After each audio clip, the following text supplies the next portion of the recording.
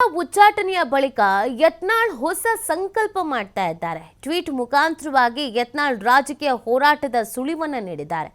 ಮಹಾಭಾರತದಲ್ಲಿ ಜಯಗಳಿಸಿದ್ದು ಶಕುನಿ, ಧೃತರಾಷ್ಟ್ರರಲ್ಲ. ಪರೋಕ್ಷವಾಗಿ ಯಡಿಯೂರಪ್ಪ ಕುಟುಂಬ ಕುಟುಕಿದ್ದಾರೆ ಯತ್ನಾಳ್. ಹೊಂದಾಣಿಕೆ ರಾಜಕಾರಣದ ವಿರುದ್ಧ ನನ್ನ ಹೋರಾಟ ಆರಂಭ. ಬೆಂಬಲಿಗರಿಗೆ ಸಂಕಲ್ಪ ಪತ್ರವನ್ನ ಬರೆದಿದ್ದಾರೆ ಉಚ್ಚಾಟಿತ ಬಿಜೆಪಿಯ ಶಾಸಕ.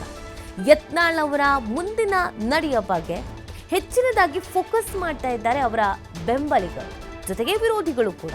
ಏನು ಮಾಡಬಹುದು, ಅವರ ಮುಂದಿನ ಹೆಜ್ಜೆ ಏನಾಗಿರತ್ತೆ ಅಂತ. ಇದೀಗ ಯುಗಾದಿ ಹಬ್ಬದ ಸಂದರ್ಭದಲ್ಲಿಯೇ ತಮ್ಮ ಬೆಂಬಲಿಗರಿಗೆ ಒಂದು ಸಂಕಲ್ಪ ಪತ್ರವನ್ನ ಬರೆದಿದ್ದಾರೆ.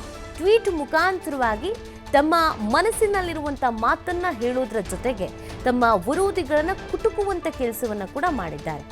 ಏನಂತ ಟ್ವೀಟ್ ಮಾಡಿದ್ದಾರೆ ಅನ್ನೋದನ್ನು ನೋಡೋದಾದ್ರೆ, ರಾಜಕೀಯ ಹೋರಾಟದ ಸುಳಿವನ್ನ ಈ ಸಂದರ್ಭದಲ್ಲಿ ನೀಡಿರೋದು ನೀವು ಗಮನಿಸ್ತಾ ಇರಬಹುದು.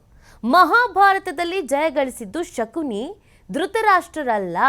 ಈ ಮುಖಾಂತರವಾಗಿ ಪರೋಕ್ಷವಾಗಿ ಯಡಿಯೂರಪ್ಪ ಕುಟುಂಬವನ್ನ ಕುಟುಕ್ತಾ ಇದ್ದಾರೆ. ಯತ್ನಾಳ್ ಹೊಂದಾಣಿಕೆಯ ರಾಜಕಾರಣದ ವಿರುದ್ಧ ನನ್ನ ಹೋರಾಟ ಆರಂಭ ಅಂತ ಒಂದು ಬಹಿರಂಗ ಪತ್ರವನ್ನ ಬರೆಯುವುದರ ಮುಖಾಂತರವಾಗಿ ಬೆಂಬಲಿಗರಿಗೆ ಸಂಕಲ್ಪ ಪತ್ರವನ್ನ ತಮ್ಮ ಟ್ವಿಟರ್ ಮುಖಾಂತರವಾಗಿ ರವಾನಿಸ್ತಾ ಇದ್ದಾರೆ. ಯತ್ನಾಳ್ ಈ ಮುಖಾಂತರವಾಗಿ ನಾನು ಹೋರಾಟವನ್ನು ಮಾಡ್ತೀನಿ, ನನ್ನ ಹೋರಾಟ ನಿಲ್ಲೋದಿಲ್ಲ ಅನ್ನುವಂಥ ಎಚ್ಚರಿಕೆಯನ್ನು ಕೂಡ ಇದೇ ಸಂದರ್ಭದಲ್ಲಿ ನೀಡ್ತಾ ಇದ್ದಾರೆ. ಸೊ ಅದನ್ನು ನೀವು ಗಮನಿಸ್ತಾ ಇರಬಹುದು. ನೋಡಿ, ಯತ್ನಾಳ್ ಅವರನ್ನ ಉಚ್ಚಾಟನೆ ಮಾಡಿರೋದ್ರಿಂದ ಒಂದಷ್ಟು ವಿರೋಧವೂ ಕೂಡ ಇದೆ, ಒಂದಷ್ಟು ಜನ ಕರೆಕ್ಟಾಗಿದೆ ಈ ಡಿಸಿಷನ್ ಅನ್ನೋದನ್ನು ಕೂಡ ಹೇಳ್ತಾ ಇದ್ದಾರೆ. ಬಟ್ ಎಲ್ರಿಗೂ ಇರುವಂಥ ಪ್ರಶ್ನೆ, ಯತ್ನಾಳ್ ಅವರು ಏನು ಮಾಡಬಹುದು ಮುಂದೆ? ಅವ್ರು ಹೋರಾಟವನ್ನು ಸ್ಥಗಿತ ಮಾಡಿಬಿಡ್ತಾರಾ, ಬೇರೆ ಪಕ್ಷಕ್ಕೆ ಹೋಗ್ತಾರಾ, ಇನ್ನೊಂದು ಪಕ್ಷ ಕಟ್ತಾರಾ ಅಂತ ಇದೆಲ್ಲದರ ನಡುವೆ ಟ್ವೀಟ್ ಮಾಡಿದ್ದಾರೆ. ಈ ಬಗ್ಗೆ ಮತ್ತಷ್ಟು ಮಾಹಿತಿಯನ್ನು ನೀಡ್ತಾರೆ ನಮ್ಮ ಪ್ರತಿನಿಧಿ ಶ್ರೀಧರ್. ಯತ್ನಾಳ್ ಅವರ ಮುಂದಿನ ನಡೆ ಬಗ್ಗೆ ಅನೇಕರಿಗೆ ಕುತೂಹಲ ಅಂತೂ ಇತ್ತು. ಹೊಸ ಪಕ್ಷ ಕಟ್ತಾರೋ ಅಥವಾ ಏನು ಮಾಡ್ತಾರೋ ಅಂತ.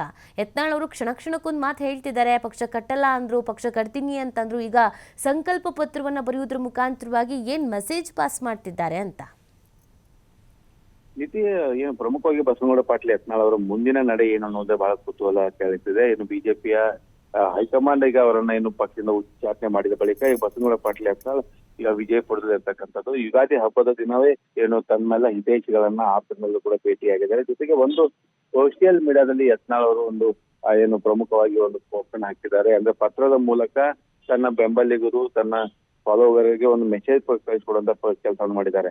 ಈ ಒಂದು ಪತ್ರದಲ್ಲಿ ಮಹಾಭಾರತವನ್ನ ಏನು ಉದಾಹರಣೆ ಕೊಟ್ಟು ತಮ್ಮ ಮುಂದಿನ ಹೋರಾಟ ಹೇಗಿರಲಿದೆ ಅನ್ನೋದನ್ನ ಇಲ್ಲಿ ತಿಳಿಸಿದ್ದಾರೆ ಅಂತ ಹೇಳ್ಬೋದು. ನೀತಿ ಪ್ರಮುಖವಾಗಿ ನೀತಿ ಏನು ಯತ್ನಾಳ್ ಒಂದು ಹೇಳ್ತಾರೆ, ಎಲ್ಲರೂ ಕೂಡ ಯುಗಾದಿ ಹಬ್ಬ ಶುಭಾಶಯಗಳನ್ನು ಹೇಳ್ತಾರೆ. ಅದ್ರ ಜೊತೆಗೆ ಏನು ಮಹಾಭಾರತದಲ್ಲಿ ಯಾವ ರೀತಿ ಕೃಷ್ಣ ಅರ್ಜುನರೇ ಗೆದ್ರು ಹೊರತಾಗಿ ಶಕುನಿ ಹಾಗೂ ಧೃತರಾಷ್ಟ್ರರಲ್ಲ ಅನ್ನುವಂತ ಮಾತನ್ನು ಹೇಳುವ ಮೂಲಕ ಮತ್ತೆ ಯಡಿಯೂರಪ್ಪ ಮತ್ತು ವಿಜೇಂದ್ರ ವಿರುದ್ಧ ವಾಗ್ದಾಳಿ ನಡೆಸಿರ್ತಕ್ಕಂಥದ್ದು.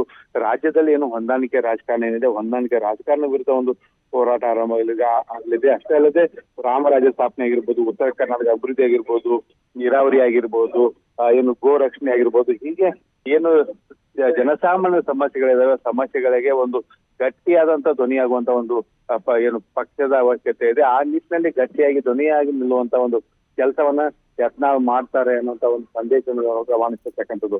ಎಲ್ಲೋ ಒಂದು ಕಡೆ ಏನು ಯತ್ನಾಳ್ ಬಣದ ಏನು ಶಾಸಕರಾಗಿರ್ಬೋದು, ಮಾಜಿ ಶಾಸಕರಾಗಿರ್ಬೋದು, ಅವರೆಲ್ಲರೂ ಕೂಡ ಯತ್ನಾಳ್ ಅವರ ಉಚ್ಚಾಟನೆಯನ್ನ ವಾಪಸ್ ಪಡಿಸ್ಕೊಳ್ಬೇಕು ಅನ್ನುವಂತ ಒಂದು ಒತ್ತಡವನ್ನು ವರಿಷ್ಠರ ಮೇಲೆ ಹಾಕ್ತಾ ಇದ್ದಾರೆ. ಮತ್ತೊಂದ್ ಕಡೆ ಪಂಚಮಸಾಲಿ ಶ್ರೀಗಳು ಕೂಡ ಏನು ಏಪ್ರಿಲ್ 10 ಒಳಗಾಗಿ ಯತ್ನಾಳ್ ಉಚ್ಚಾಟನೆಯನ್ನ ಹೈಕಮಾಂಡ್ ವಾಪಸ್ ಪಡ್ಕೊಳ್ಬೇಕು, ಇಲ್ವಾದ್ರೆ ಒಂದು ದೊಡ್ಡ ಬೃಹತ್ ಪ್ರತಿಭಟನೆ ಮಾಡುವ ಮೂಲಕ ಪಂಚಮಸಾಲಿ ಸಮುದಾಯದ ತೀರ್ಮಾನ ಏನು ಅನ್ನೋದನ್ನ ನಾವು ರವಾನಿಸ್ತೇವೆ ಅನ್ನೋಂತ ಮಾತನ್ನ ಹೇಳಿರ್ತಕ್ಕಂಥದ್ದು. ಯತ್ನಾಳ್ ಅವರು ಹೊಸ ಪಕ್ಷ ಕಟ್ಟಿದ್ರೆ ಅದಕ್ಕೆ ನಾವು ಬೆಂಬಲವಾಗಿರ್ತೀನಿ ಅನ್ನೋಂತ ಮಾತನ್ನ ಸ್ವಾಮೀಜಿಗೂ ಕೂಡ ಹೇಳಿರ್ತಕ್ಕಂಥ ನೀತಿ.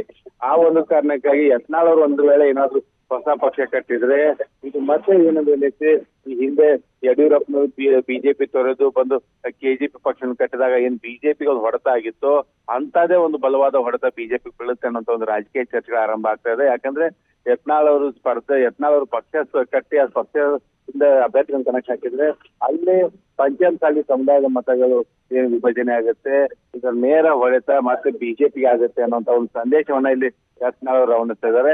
ಆದ್ರೆ ಯತ್ನಾಳ್ ಅವರು ಪಕ್ಷ ಕಟ್ಟೋದ್ರ ಬಗ್ಗೆ ಯಾವುದೇ ರೀತಿ ಸ್ಪಷ್ಟವಾದಂತ ಇಲ್ಲಿ ನಿಲುವನ್ನು ಹೇಳಿಲ್ಲ.